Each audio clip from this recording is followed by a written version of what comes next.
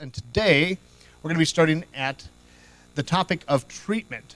So previously we looked at how medical practice developed in the ancient world all the way up until about the Renaissance. And then for the second session we jumped back and looked at how concepts of disease changed over time. And now we're going to spring back to the ancient world and proceed almost to the current state of things and look at how therapeutics have changed over time. And, the quick summary is a lot. So we'll start off by looking at Egyptian medicine.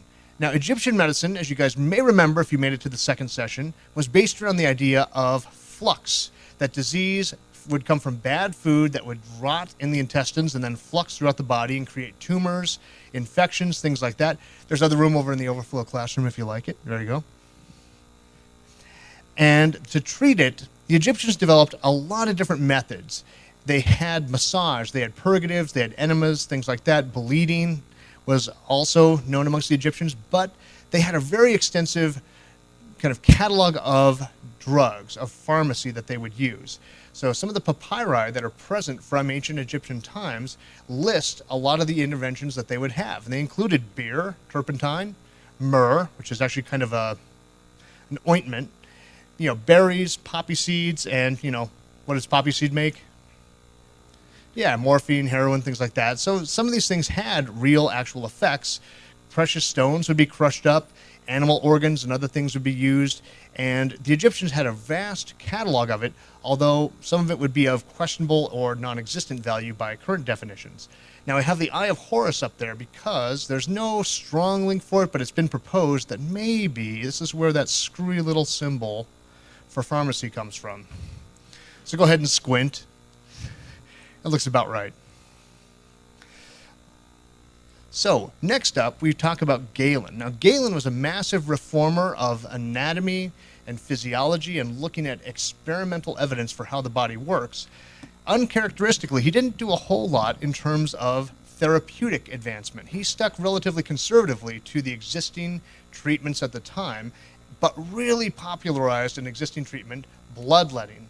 Now, remember, bloodletting was meant to adjust the humors. If you had too much of one humor, specifically blood, you would want to remove it to help it equilibrate with the other humors. If there was too much of it, you just took it out. And funny enough, bleeding became one of the go-to treatments for harmonizing people's humors. Bleeding gets done a lot of different ways. So we have ancient Greek pictures showing bloodletting occurring right there. We have multiple lancets used for opening veins. In the second from the right, the most horrifying device I can imagine, it's called a scarificator. It had multiple spring-loaded razor blades that would pop out and open up whatever vessels happened to be underneath. Yeah, great, right? Makes the next thing look positively hygienic by comparison. That's a leech. So leeches would be used as a way of pulling excess blood out. And leeches have actually made a bit of a comeback in terms of treatment and actually getting fluid stasis and edema down in specific areas. So therapeutic leeches are out there, and if that grosses you out, you might not want to go Google therapeutic maggots, because that's a thing. Now, roughly at the same time Galen was doing all of his work, there was another Greek physician named Pedasius Dioscorides, who traveled with the Roman army. This was in the Roman era, although he was a Greek living in Roman times, just like Galen. And he did a lot of work on consolidating the different pharmacology sources that were out there. And he came up with a textbook called De Materia Medica, on medical materials. And this basically laid out all the plant, herbal, mineral treatments that were out there that could be used to help somebody get through some sort of a difficulty medically. And as you'd expect, just like the Egyptian pharmacology, this was sometimes effective, sometimes ineffective by contemporary standards. The fun thing about it is, pharmacology was not always called pharmacology, it was called Materia Medica. And this book, which started in the 1st century AD or CE, remained in active use until the 17th century, and it's still in print. I went on Amazon to verify that you can go still buy a copy of this. So as an author, 2 millennia of being in print is not half bad, even if the material wasn't as effective as we'd like. So after ancient Greek and Roman civilizations had kind of ebbed and then kind of gone down, the majority of medical science occurred in the Islamic civilizations in the Near East, Middle East, thereafter, during what we would call the Middle Ages. So after the fall of Rome, a lot of that learning shifted to places like Baghdad, Constantinople, Damascus, and we talked about a few of the different physicians and researchers in the Islamic republics, and Ibn Sina was one who wrote the Canon of Medicine, which not just kind of consolidated existing medical knowledge, it brought together things and categorized it in new ways, and it remained in use up until the 18th century in Europe and throughout the world. He broke things down into what are called simple substances and compound substances, and it doesn't take a great deal of imagination to figure out what that means. Around about 800 individual things and how they could be used medically, and 650 compounds of those things that could be used to get a certain effect. Now, Al-Razi was an alchemist, and we mentioned him a bit briefly earlier, but now we're going to delve a little deeper into what he did in alchemy, and especially regarding what's called the mercury-sulfur theory. That theory holds that well, actually, let me back up. When you guys think about alchemy, what sort of things jump to mind? Potions, okay. Full Metal Alchemist, man. I didn't expect Full Metal Alchemist to be one of the second things, but good one. Nobody's going to bring up Harry Potter? Okay, alchemists were always obsessed with turning lead into gold. Now, the reason is they did not have an atomic version of chemistry in their minds. To alchemists in this era, everything was made of a mix of mercury and sulfur, and if you could adjust the proportion of mercury and sulfur in a substance, you could change what that substance was. So transmuting elements was not actually that far away from what they considered feasible based on the theory that they were working with. So everything was mercury and sulfur, and the properties gave the thing, or the mixture gave it the properties. So to do investigation like that, Al-Razi's came up with a lot of the things that we use chemically now, like distillation, extraction, using solvents, using things to distill various substances out and isolate them. And even though the theory that he was working under turns out to be completely erroneous by our standards, he was able to get a lot of mechanical and methodologic innovations put forward. And if you guys know one little fact, alchemy and chemistry aren't that far apart. In Arabic, al, is the definite article. So alchemy, the chemistry, really just flow from one to the other. And the distinction between them was not hard and fast. But in the 17 and 1800s, alchemy was viewed as something charlatans do, but chemistry was something that natural philosophers or scientists did. But the connection between them was very intimate. So the goal of treatment with any of these pharmacologic substances was to assist the patient in getting back in balance, getting their humors, their black bile, yellow bile, blood, phlegm, etc., back into the proper ratio. But not everyone had the same ratio. One of the things that complicated this process was that everyone was considered to have a different balance that was ideal for that individual.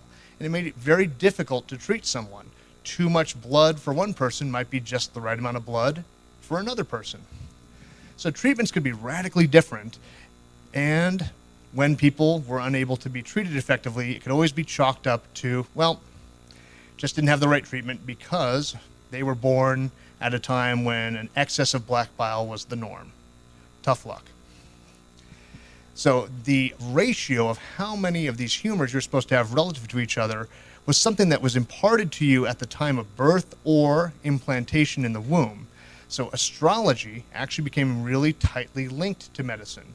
To forecast someone's humoral balance, you actually had to know a lot about what stars and planets were doing at the time of their birth. So astronomy is what we talk about now regarding those movement of the planets, the sun, etc. But astrology at the time was a very, very serious bit of business. It was not what we think of now, where you look at the paper and see, oh, okay, I'm Capricorn, bad stuff will happen to me today. Damn. Very serious people spent a lot of time working very sophisticatedly with different calculations, different formulas to figure out what the planets were doing, because it was felt that their influence was absolutely massive. Now, immediately, most people are going to say, well, how primitive, how stupid. But think about it. Does the moon actually affect our lives? What kind of things does the moon tend to be linked to?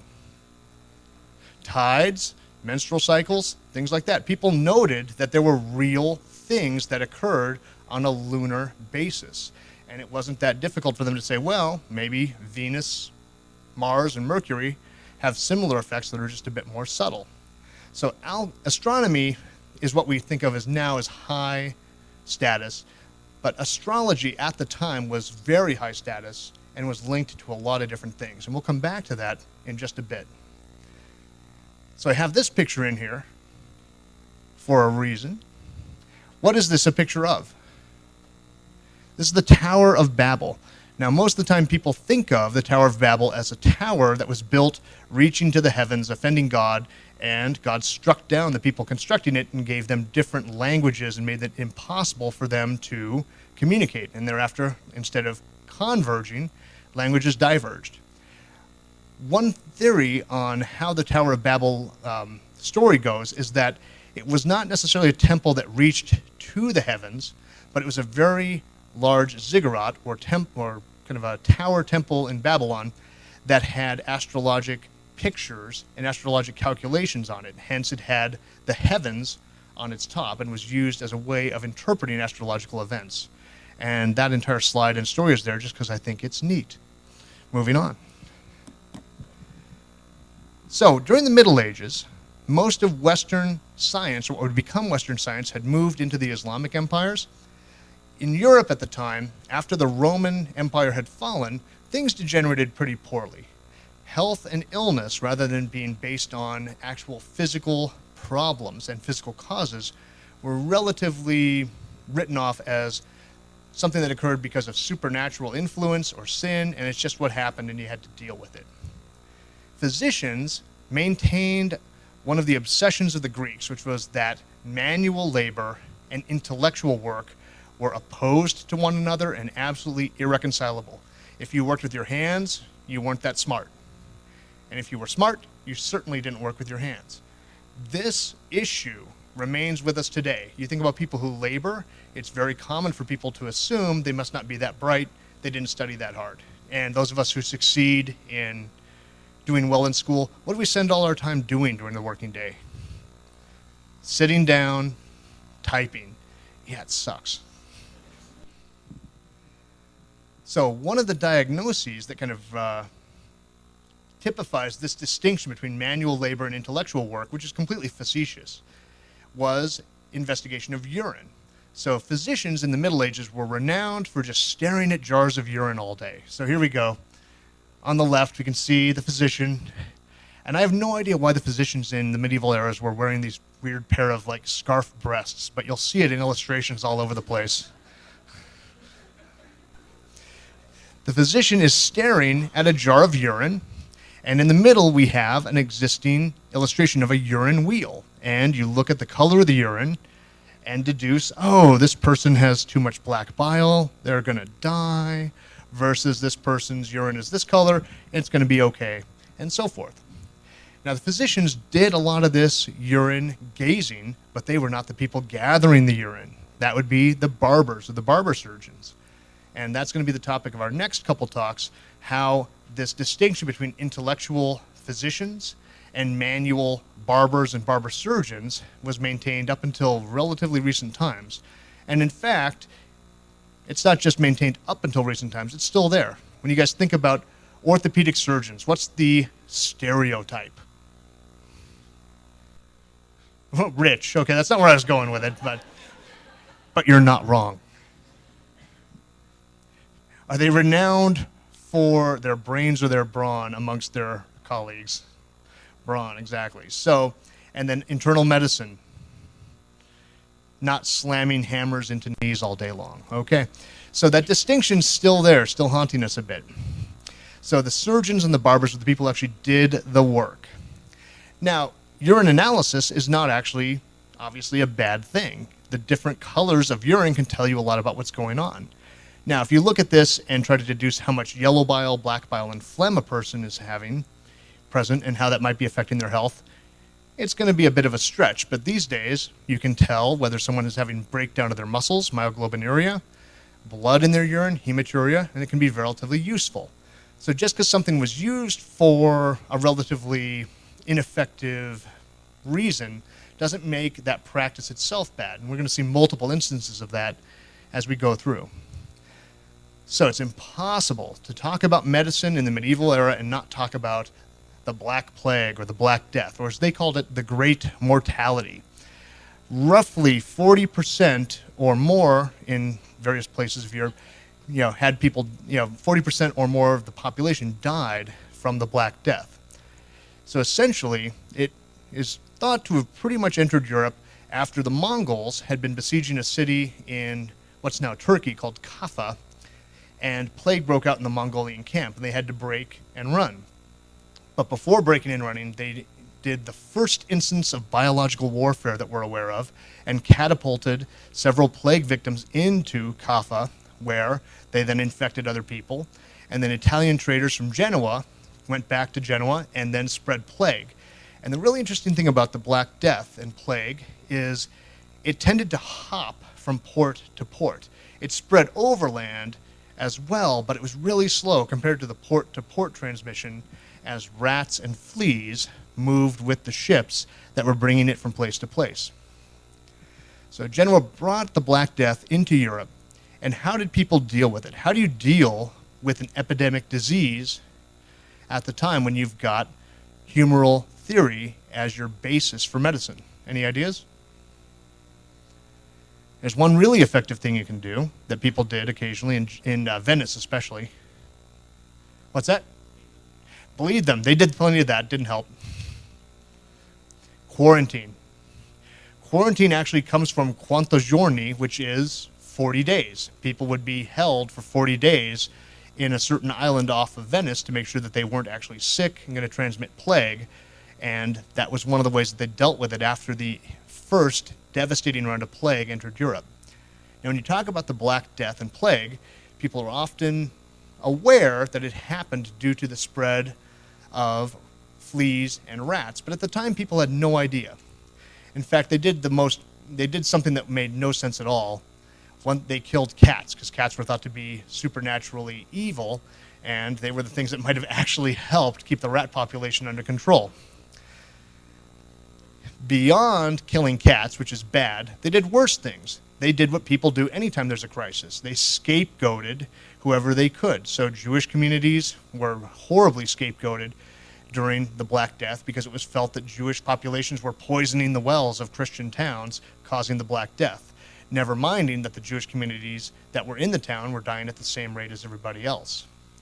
So the plague just kept hopping from person to person. It was blamed on various things. Nothing really seemed to help. And the most prevalent theory on why the plague was so deadly was that it was spread by miasmas, or bad air. Now, bad air, once it got out, was thought to pass from person to person, causing this very loose contagion. Now, for anybody who's got family in the mines, one thing that you might want to think about is if you enter a pocket of gas underground and that gas rushes out, is that gas oxygen? Yes or no? Probably not. It's not going to be something that you can breathe. And miners during this era knew that you could open up pockets of gas and die because you would be unable to breathe the methane or CO2 or whatever's trapped there. So those miasmas, or bad air, were thought to be released from the ground and cause disease. Now, the bad air resulted, just like the humoral balance of the body, from the influence of the planets, the sun, the stars, and so on. When the sun shone down on the earth in a certain way, it was thought to make gold. What do you think happened when the moon shone down on the earth in just the right way? It would make silver. So the different elements were thought to correspond to the influence of planets on the Earth when it was in a malleable state. And the bad air was thought to be caused by the influence of the planets in a really negative way.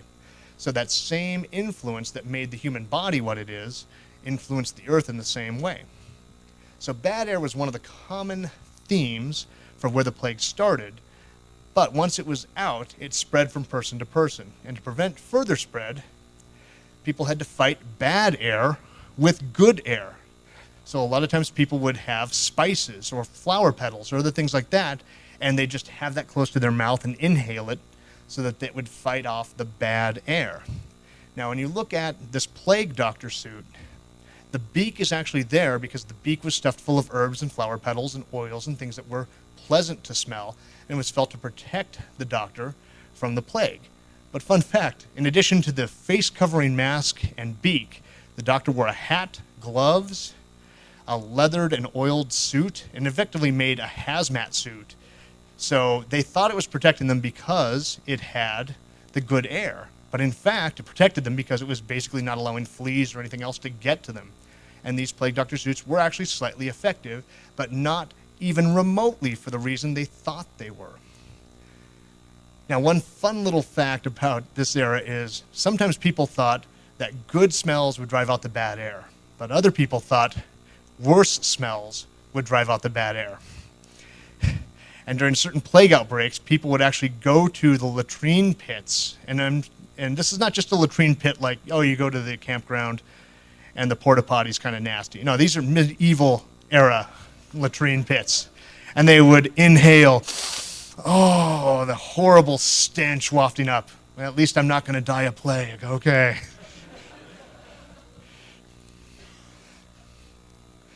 So after the Mongols sacked Baghdad and the Middle East, and eventually Constantinople later fell, the scholars who were present brought Islamic, Greek, Latin texts into Europe. And as we mentioned last time, these had a place to land because the medieval universities in places like Paris, Montpellier, Padua had been founded. And these scholars didn't just find refuge, they found people who were excited to get their hands on these original texts. Because by then, we were pretty much getting into the late Middle Ages and Renaissance. And Renaissance means rebirth. And a lot of times people think that means, oh, we're throwing off the shackles of antiquity, we're experimenting. Close. The Renaissance was followed by the Enlightenment. That's where we get that new scientific experimental attitude. The Renaissance, or rebirth, was a rebirth of interest in the classics of Greek and Roman antiquity. And when these people brought original, much closer to the original texts that were unknown in Europe at the time, people were just flabbergasted to see these things. That's why they found such a willing home in Europe. They brought medical treatments to the medieval world, and it was a little closer to what we'd expect, but it didn't change the paradigm of how people were working. And in fact, the scholastic, hierarchical division between physicians, barbers, and surgeons only got worse. So, as a result of the academic community arising in these universities, that distinction between manual labor and intellectual work only got worse. And at this point, physicians wore long robes, and surgeons and barbers wore short robes to distinguish that they were not as high status.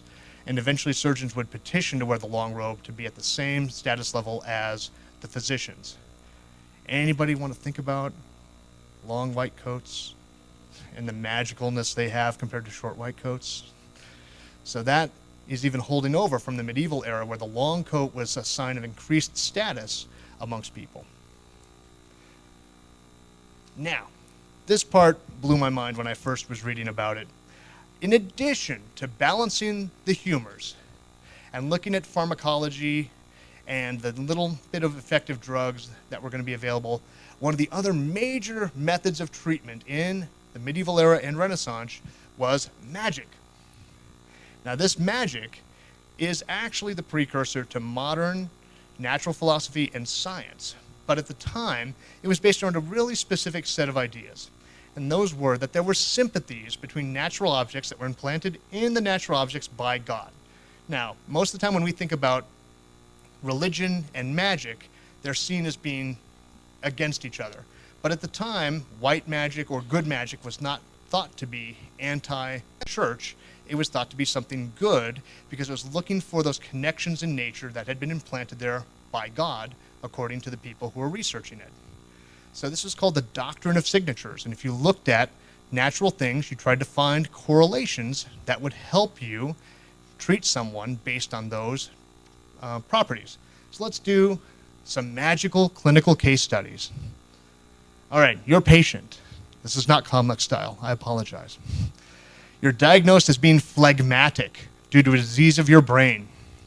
What dietary intervention might you prescribe to someone who's got this phlegmatic brain-based problem? What do you think they ought to eat?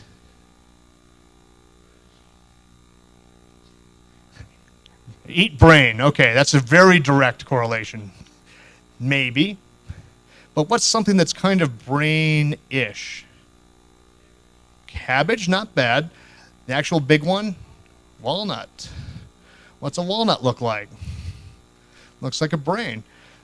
What if you had a naturally cold disposition? You just didn't have that much blood due to the way and the time you were born or your humoral imbalance, and you needed more hot foods. You might be prescribed actual hot foods, actual spicy foods, but what sort of thing might be linked to something hot? Any thoughts? The real popular one? Sunflowers. Why would sunflowers be hot? They're not hot. Why would anyone think sunflowers are hot? It looks like the sun, exactly. Did you go to magical medical school too? Okay, good. So this sort of thing is what the doctrine of signatures is all about. All right, last thing before we continue. Somebody asked me about sword balm. What's sword balm? Glad you asked. Okay. So, I'm walking home and I get in a duel and I get stabbed with a sword and the person who stabbed me runs away. The doctor comes, rushes over to me and puts pressure on my wound if I'm lucky.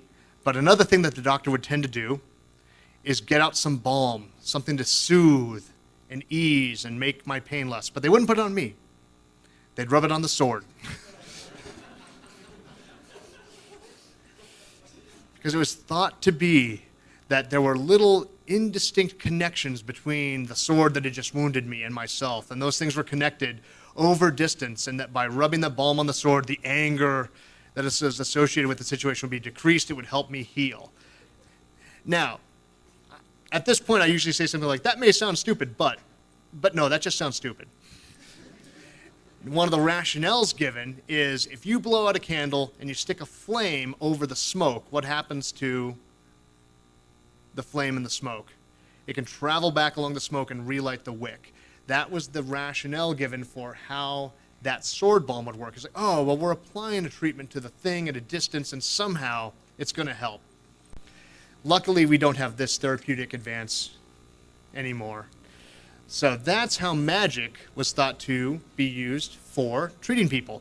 Now, the person who really brought this magical tradition into a little bit of a proto-science is this guy, most commonly called Paracelsus. And I have to walk close so I can actually say his name. His full name is Philippus Aureolus Theophrastus Bombastus von Hohenheim. So I'd probably shorten my name too. And he's the person who's most commonly held responsible for bringing that magical doctrine of signatures method of thought into almost a proto-scientific way of looking at things. He's considered to be the father of toxicology, and he did a lot of studying. He was Swiss, and he looked at astrology, alchemy, medicine, metallurgy, surgery. He went around from mines in Germany and Switzerland looking at how people refined things. He thought that book learning was almost all garbage, and that he publicly burned Avicenna and Galen's texts to demonstrate to people that experiment and actually getting into the foundry, getting into the cauldron and really doing experiments is the only way to learn how to help people. His theory of alchemy didn't radically depart from what was there, but he added salt to it. He said there were actually 3 bases for how things could be transmuted from one to the other, and he based this on actual experimental metallurgic work. He's the person who came up with the idea that the dose makes the poison and that everything can be toxic under certain circumstances and under certain concentrations. So he showed contempt not only for the medical authorities that preceded him, he showed contempt for pretty much everybody and was kind of pushed from town to town as he got into more and more legal and personal trouble.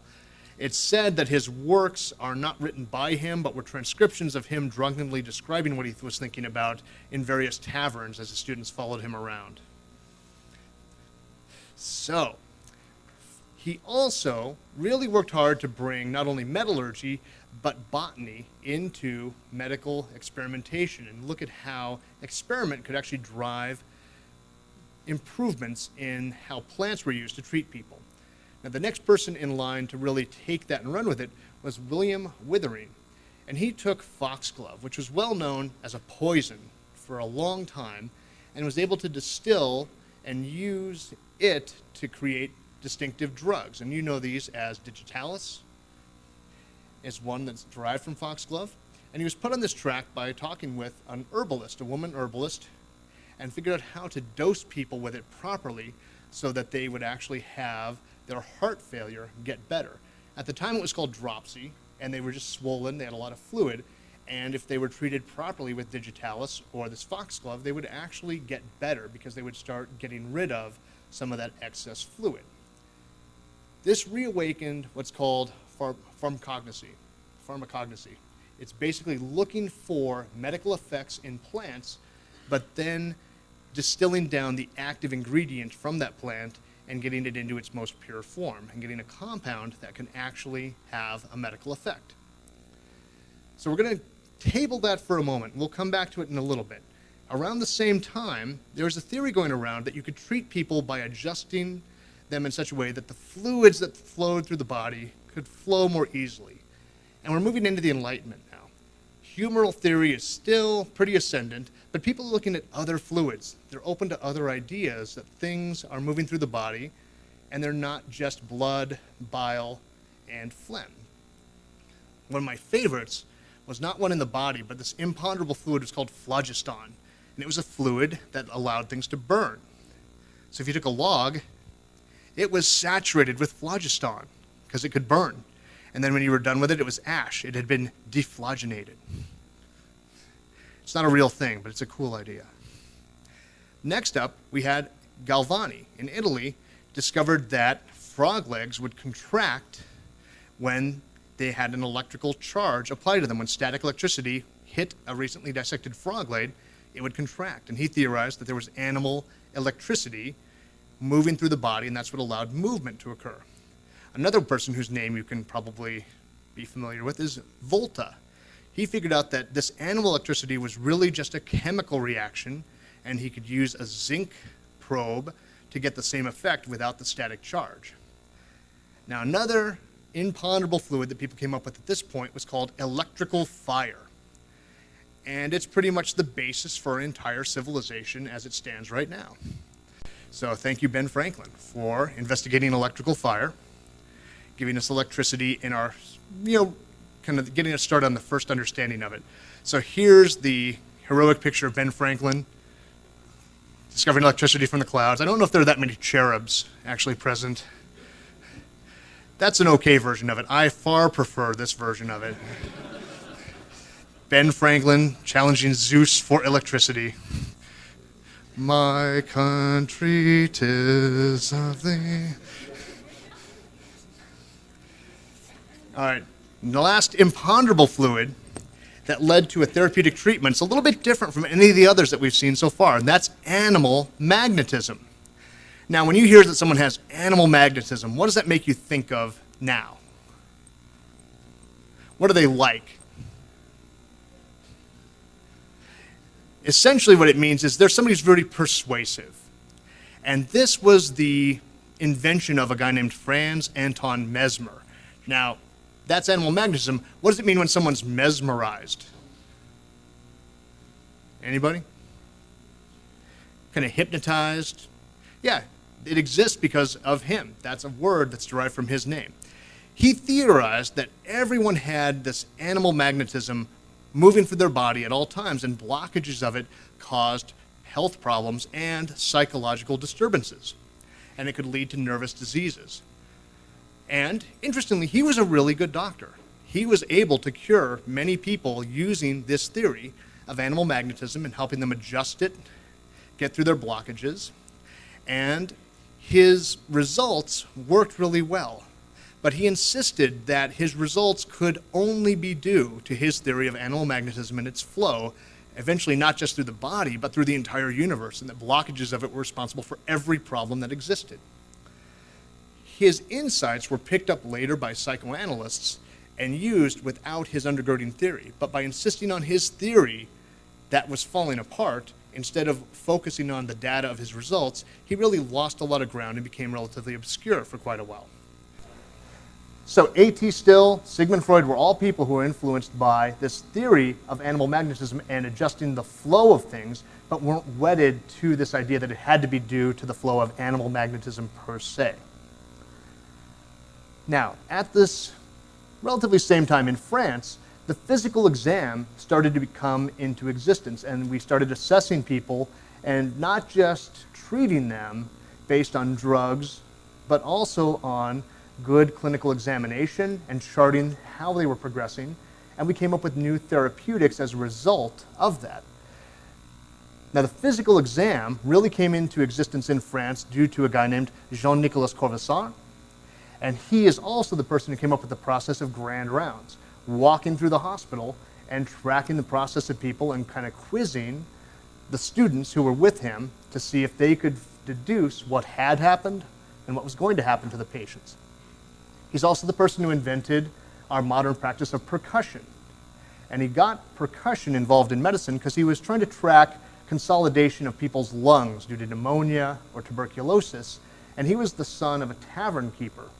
And his dad would have to check to see what level the wine barrels were at, so he'd tap them, see if he could figure out where the wine was, if he needed to tap a new keg, or if this one was going to hold out. And Corvisart decided, well, I could probably do the same thing and figure out if somebody's lungs are full of fluid or not. Now that was great, but his other contribution was he trained another person, René Théophile Hyacinthe Laennec. And if his name sounds like he's a little delicate flower of a man, you're right. He was incredibly delicate and sensitive, but a really caring, compassionate physician. But he got flustered really easily. And at one point during grand rounds, he was asked to listen to the heartbeat of a woman who had been brought in heart failure. And according to the description, she was sweaty, obese, and he was very uncomfortable and fled the room in a panic at the prospect of having to put his ear to her chest and listen for her heartbeat, as was the standard. But while he was working out his anxiety, he saw some kids playing a game that he'd played as a child where you put a piece of wood up to your ear and your friend scratches something on the other end and you can hear it. He thought, I could put a rod of wood up to her chest and listen to it through there. And he did. And he found out he didn't actually hear her heart a bit. He heard it better than putting his ear directly to her chest. So he, being actually a skilled woodworker, went home and made, on a lathe, some of the first stethoscopes. And these original wood stethoscopes were something he described how to use. He wrote a book on how to use them. And if you actually ordered the book early on, he would send you one of his hand-lathed stethoscopes along with your purchase. So from there, we got the universal symbol of, hi, I'm a doctor.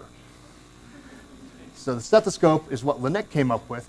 He eventually caught and died of tuberculosis. And it's kind of ironic in the sense that it's a disease he did a lot of work to learn how it progressed and how to treat it and how to really track people's progression through the disease using the stethoscope. Now, modern microbiology, the idea that disease and treatment could be based around microbes, started in England with a guy named Edward Jenner. He was clever enough to listen to people's folk tales about health and discovered that something that people said was true actually was true, and it was that milk maidens, women who milked cows, didn't get smallpox. They very frequently caught cowpox, which was an annoying but non-fatal disease. But they never caught smallpox, which had up to 40% mortality as one of the greatest health concerns for people living in the pre-modern era. Smallpox killed lots and lots of people.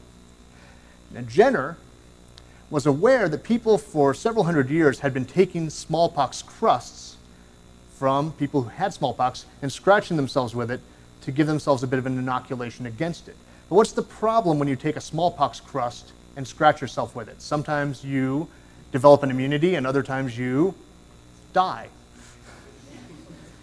But he did the same thing with cowpox and found that cowpox conferred the exact same resistance to the disease as the smallpox, but never caused that same fatality. And cowpox comes from cows, and in Latin that's vacca, which gives us vaccine. And so that's where that practice and that origin of the word comes from. For microbiology, the next big name is Louis Pasteur. And we've already talked about Louis Pasteur, but now we're going to get down to the nitty-gritty. He was not a physician. He was a chemist, and he was the most influential proponent of germ theory of disease.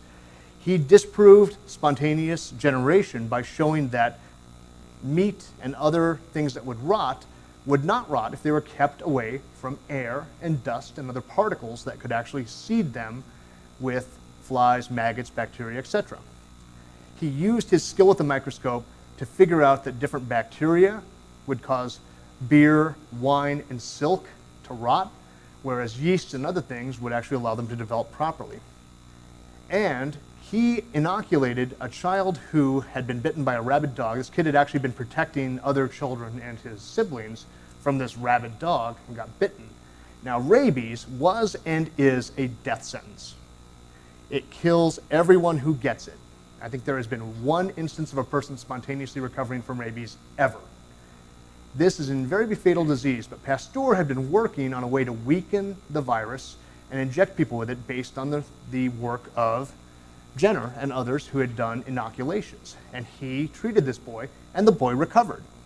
This is the first time an invariably fatal disease had not just been helped to get cured, but had actually cured it de novo. It's the first time we've actually done something that stopped a disease in its tracks. And that's all on Pasteur. That kid actually wound up becoming the guard for the Pasteur Institute up until his death in World War II. So Pasteur's laboratory work really sets him apart. He was also a really good communicator. Some say a little too good. He sometimes promised things he couldn't deliver. But he was an excellent communicator, and that's why he was able to force reforms through that other people might not have. So let's add things up. Cured rabies, made beer and wine safe, made silk undergarments a thing that can, still be around. Louis Pasteur, maybe greatest person ever. So now, we've been operating for millennia with a pharmacopoeia that's okay, sometimes good, sometimes not. This digitalis works, that's great. Opium makes people not feel pain. But most of the rest of it is garbage. And the famous quote that's attached to that sentiment comes from Oliver Wendell Holmes, who was an anatomist at Harvard, and said basically, I firmly believe that if the whole Materia Medica as now used could be sunk to the bottom of the sea, it would be all the better for mankind and all the worse for the fishes. Essentially saying that the medical treatments that people had at that time were bad, and they were. And as a little bit of an aside, this is one reason why pharmacology was not in the original osteopathic curriculum, because it was mostly garbage. Once pharmacy was actually established on a more scientific, rational basis, it got included. But at the time, A.T. Still was absolutely right. Most of it was more harmful than not. What changed? Chemistry and biochemistry came along. So Frederick Wohler synthesized urea from an inorganic substance, and this demonstrated that living chemicals and non-living chemicals were the same thing. It was thought that vital things were completely separate from material things, and really not. Chemicals are chemicals. In 1942, Claude Bernard discovered that you can use certain naturally occurring chemicals to have physiologic changes. No big surprise there, but he was able to show that curare had a very specific effect on the body and that other chemicals might have other specific effects on different parts. And finally, we're getting to the point where pharmacology as a as a discipline comes into existence. So I always murder his name. I'm going to try to get it right. Oswald Schmeideberg is the founder of modern pharmacology, and he basically showed that you could take muscarine, as you guys know, M receptors in the autonomic nervous system respond to muscarine. And an injection of muscarine had the same effect on the heart as stimulation of the vagus nerve. So you have a structure, and suddenly a chemical is indistinguishable from the stimulation of that structure. So structure and chemistry are coming closer together. He published his work into an outline, and one of his students, John Jacob Abel, trained under him, went to Johns Hopkins and did similar work, extracting epinephrine, discovering that you could use epinephrine, or at the time adrenaline, to cause physiologic effects. He also isolated histamine, insulin, and so forth. And he founded the American Society for Pharmacology and Experimental Therapeutics. And Dr. Newman, how are they doing these days? Doing all right. It's a very active group, still meeting, still actively working. Now, as we extract things from plants, we could give any number of lists of structures, but one of the more interesting ones is cocaine. Potent pharmacologic things were taken from natural sources, and cocaine in the coca leaf has a demonstrable effect, but when you isolate it, it becomes even more potent and you're able to get far greater effects with it. So it was refined by the Bayer Company, and the first person to really show its medical efficacy was a guy named Carl Kohler, and he was an ophthalmologist. And just take a second and think about that. He found that cocaine could numb the eye and make eye procedures easier. That means they were doing eye procedures before you could numb the eye. Now, I don't care how iron-willed you are. Can you stop your eye from moving when someone sticks a needle in it? That's really tough. So he found that you could numb the eye, and imagine being an ophthalmologist, be like, oh wow, I can cut this person's cornea, get out their lens, and they're not going to be screaming in horrible pain the whole time. Fantastic. Now he was put onto this by a Viennese neurologist who had experimented extensively with cocaine and somehow missed the fact that it was a really potent anesthetic. He was using it to try to get people off of heroin addiction. He went on to do some other stuff. But Sigmund Freud, to the end of his days, really lamented the fact that he completely missed the fact that cocaine was a powerful topical anesthetic. And even though he told Carl Kohler to check it out, he was always dismissive of Kohler afterwards because he kind of stole his thunder. He called him Coca-Cola because, you know, Coca-Cola had cocaine in it at the time. Okay.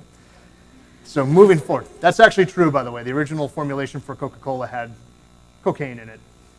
So hooray for the turn of the century.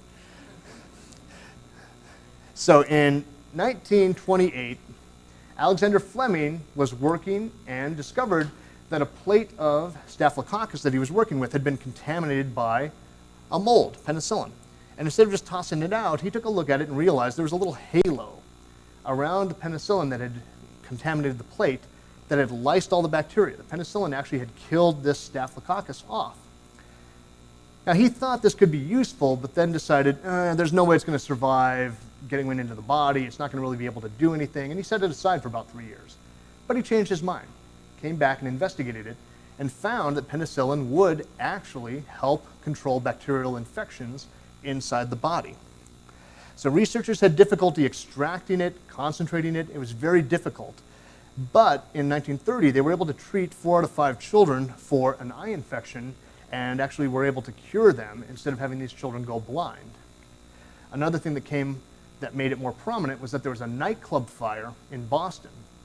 And a lot of the people who suffered massive burns were actually saved from the inevitable sepsis by treatment with penicillin. And this was just at the dawn of World War II. And the government, knowing full well that more people die due to infectious disease and septic conditions and things of that nature in war than actual combat, were really interested in trying to get penicillin available. So by the time D-Day came around, 2.3 million doses were available for the Allied powers, and thanks to Margaret Hutchinson Rousseau, who was from MIT, she came up with a way to mass produce penicillin, and if that weren't good enough, she also came up with synthetic rubber. Now let's take a moment. It's 1940s. This is the first woman I've been able to put into these presentations.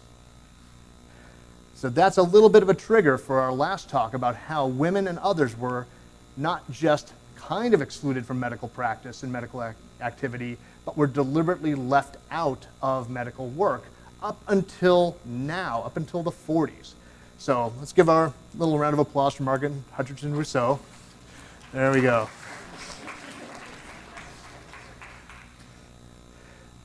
So the use of penicillin saved tons of people. It was actually considered to be an Allied war secret during World War II because it was so effective at keeping people from being completely, being killed and being maimed for life by the injuries that they received.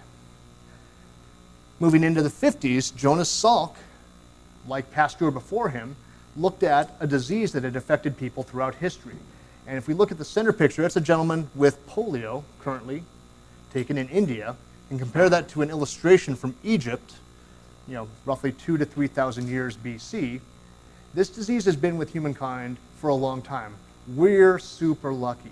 We're living in the very brief window of time after an effective treatment for polio has actually existed. So Jonas Salk figured out that you could weaken the virus and then allow the immune system to develop antibodies against it.